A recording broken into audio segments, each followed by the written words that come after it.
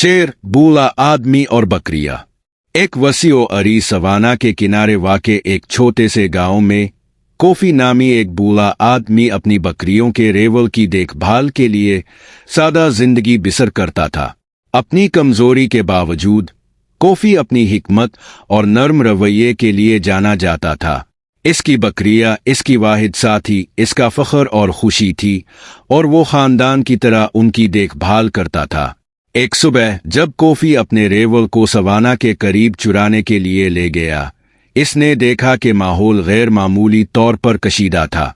बकरियों ने घबरा कर लहूलुहान किया और इकट्ठे हो गए। बूढ़े ने उफक को स्कैन किया और जिम गया। एक शेर दौर की चोटी पर खड़ा था, इसका सुनहरी यल सूरज के नीचे चमक रहा था। शेर भूख के मारे इलाके में घूम रहा था। खुश्क साली ने जमीन को बंजर छोड़ दिया था और शिकार नायाब हो गया था। जैसे ही दरिंदे ने बकरियों को देखा, कोफी को अपने दिल की धड़कन महसूस हुई। वो जानता था कि वो शेर का कोई मुकाबला नहीं है, फिर भी वो अपने रेवल को नहीं छोड़ सकता था। हिम्मत करके कोफी ने आगे बढ़कर पुकारा, शेर, मैं जानता हूं कि तुम भूखे हो, लेकिन मेरे पास यही बकरियां हैं। तुम काम करने से पहले हमें बोलें। कोफी के हैरानी पर शेर रुका, फिर आहिस्ता आहिस्ता करीब आया। इसने हमला नहीं किया बल्कि चंद कदम दूर बैठा। इसकी अंबर की निगाहें इस पर जिम गईं। तुम बहादुर हो बूढ़े आदमी, शेर ने कहा। मैं अब की बात की सुनो। कोफी ने अपने खौफ के बावजूद अपनी आवाज को मुस्तहकम रखते हुए जवाब दिया, क्योंकि हिकमत से ताकतवर को भी फायदा पहुंच सकता है। तुम भले शिकारी हो, लेकिन मायूसी तुम्हें लापरवाह बना देती है। अगर तुम मेरी बकरियों पर हमला करोगे तो मैं उनकी हिफाजत के लिए लड़ूंगा, और अगरचे मैं कमजोर हूं, मैं तुम्हें जख्म लगाऊंगा तो कल तुम किया शिकार करोगे। शेर ने इस पर गौर किया। इसकी दम सोच समझ कर तुम तिमा रही थी। फिर अब किया मशवरा देते हैं। मैं अकेले हिकमत पर जिंदा नहीं रह सकता। कोफी ने एक लम्हे के लिए सोचा। सवाना के परे पहाड़ियों में बबूल के दरख्तों का एक बाग है।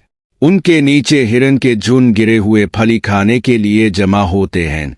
अगर तुम मेरी बकरियों को छोड़ दो तो मैं वहां तुम्हारी रहनुमाई करूंगा। शेर के कान पक गए। मैं कैसे जानूं कि ये कोई चाल नहीं है? अब नहीं, कोफी ने एतराफ किया, लेकिन एतमाद कभी कभी लेने के काबिल खतरा होता है। काफी देर खामोशी के बाद शेर खड़ा हो गया। राह दिखाओ बूढ़े आदमी, अगर तुमने मुझे धोखा दिया तो मैं तुम्हारी बकरियों और तुम्हारे लिए वापस आऊंगा। कोफी ने सर हिलाया और चलना शुरू कर दिया।